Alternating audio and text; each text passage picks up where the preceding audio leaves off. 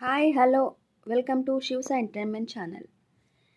మౌని అమావాస్యకు పేరు ఎలా వచ్చింది? సముద్ర స్నానంతో జాతక గ్రహ దోషాలు తొలగుతాయా? చూద్దాం. పుష్య బహుళ అమావాస్యను మౌని అమావాస్య అంటారు. ఇది ఉత్తరాయణం ప్రారంభమైన తర్వాత వచ్చే మొట్టమొదటి అమావాస్య. దీనికి ఆ పేరు రావడానికి ఓ కారణం ఉంది.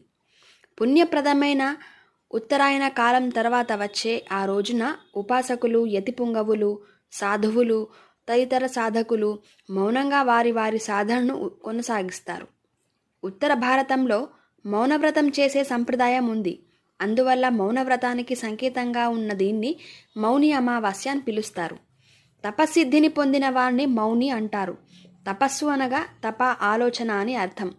అంటే సంకల్పించిన విషయం మీద తప్ప వేరే ఆలోచన లేకుండా ఉండటం. ఈరోజు సముద్ర స్నానం చేస్తే మంచిది. త్రివేణి సంగమ స్నానం చేస్తే అత్యంత పుణ్యప్రదం. గోదావరిలో స్నానం కూడా పరమ శుభదాయకం. చొల్లంగితో ముగిసే సప్తసాగర యాత్ర అన్నట్టు ఇది. గౌతముని తపఫలితంగా ఏర్పడిన గోదావరి జలాలను 7 ఋషులు 7 పాయలుగా తీసుకెళ్లి 7 స్థలాల్లో సముద్రంలో సంగమించినట్లు చేశారు. అంటే గౌతముడు తీసుకెళ్లిన శాఖకు గౌతమి అనే పేరు స్థిరపడింది.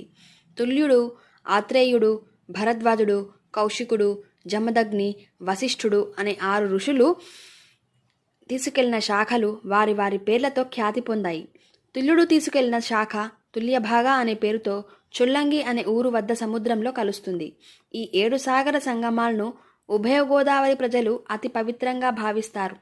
ఈ 7 స్థలాలకు వెళ్లి స్నానం ఆచరించటాన్ని గోదావరి మండలాల్లో సప్తసాగర యాత్ర అంటారు. ఇలా చేయటం వల్ల 7 సముద్రాల్లో స్నానం చేసినంత పుణ్యఫలం అని విశ్వసిస్తారు. ఒక్కో ప్రదేశంలో స్నానం వల్ల ఒక్కో ప్రయోజనంతో పాటు జ్ఞాతాది పాపాలు తొలగుతాయని, అంటే తెలిసి తెలియక చేసిన పాపాలు తొలగుతాయనే విశ్వాసం ఉంది. ఈ సప్తసాగర యాత్ర పుష్య బహుళ అమావాస్య నాడు చొల్లంగి వద్ద గోదావరి సంగమ స్నానంతో పూర్తవుతుంది. కనుక ఈ అమావాస్యను చొల్లంగి అమావాస్య అని కూడా పిలుస్తారు.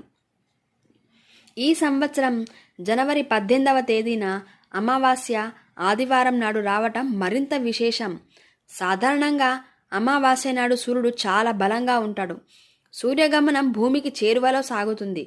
భాస్కరుడు అధిష్టానంగా ఉన్న ఆదివారం నాడు ఈ అమావాస్య రావడం సాధకులకు మరింత శక్తినిస్తుంది. జాతకంలో గ్రహ దోషాలున్నవారు ఈ మౌని అమావాస్య నాడు సముద్ర స్నానం లేక త్రివేణి సంగమం లేక గోదావరి వంటి ఏదైనా జీవనది స్నానం చేసి సూర్య భగవానికి అర్ఘ్యప్రదానం చేసి ఎర్రని పువ్వులు, ఎర్ర చందనంతో అర్చన జరిపించాలి. దీనివల్ల గ్రహనాయకుడైన సూర్య భగవాని అనుగ్రహం కలగటంతో పాటు కుజ, రాహు, కేతు గ్రహ దోషాలు తొలగి ఆరోగ్యప్రదాయకుడు, ఆత్మకారకుడైన సూర్య భగవాని అనుగ్రహం లభిస్తుంది. తద్వారా దీర్ఘకాలిక అనారోగ్య సమస్యలు నివృత్తి అవుతాయి, పరిపూర్ణ ఆరోగ్యం చేరుతుందని ఈ మౌని అమావాస్య నాడు బ్రాహ్మీ ముహూర్తంలో, అదేవిధంగా సూర్యోదయానికి ముందు సూర్యోదయం అయిన 99 నిమిషాలలోపు స్నానం చేయటం పుణ్యప్రదం. ఈ అమావాస్య రోజు పితృపర్వతం కాబట్టి పితృశాపాలు, జాతకంలో పితృదోషాలు ఉన్నవారు అన్నదానం, లవణదానం, పెరుగుదానం, గుమ్మడికాయ వంటి దానాలు పితృదేవతల అనుగ్రహాన్ని అందించడంతో పాటు ఆయా దోషాల నుండి ఉపశమనం కలిగిస్తాయి. ఈ మౌని అమావాస్య నాడు యోగ్యుడైన బ్రాహ్మణునికి పితృప్రీతిగా బూడిద గుమ్మడికాయనం దానం చేయటం వల్ల గుమ్మడికాయ బరువంత బంగారం దానం చేసిన ప్రయోజనం లభిస్తుంది అని గ్రంథాలు పేర్కొంటున్నాయి. ఏదైనా కారణంతో సంక్రాంతి నాడు ఆచరించవలసిన దానాలు, సంక్రమణ దిన విధులు ఆచరించలేని వారు ఈ మౌని అమావాస్య నాడు చేయడం వల్ల విశేష ఫలితాన్ని పొందుతారు. ఈ మౌని అమావాస్య నాడు సూర్యార్ధనతో పాటు కాలభైరవ ఆరాధన, వీరభద్ర ఆరాధన, మహాకాళి వంటి ఉగ్రదేవతల ఆరాధన విశేషమైన ఫలితాలను అందిస్తుంది.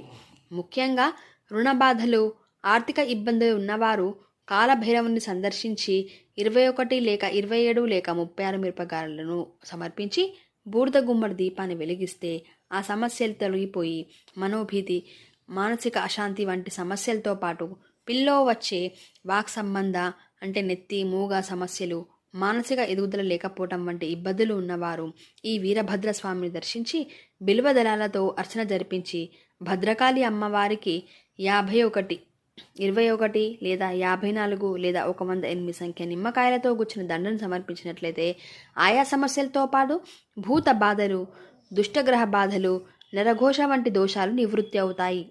ఆదివారం అమావాస్య రోజున ప్రదోష సమయంలో ముళ్ళతో ఉండే గారమండను పసుపు కుమ్మలతో పూజించి సాంబ్రాణి ధూపం వేసి ప్రధాన గుమ్మానికి ఉంచడం వల్ల సమస్త గ్రహదోషాలు తొలగిపోతాయని మనకు జ్యోతిష పండితులు చెబుతున్నారు.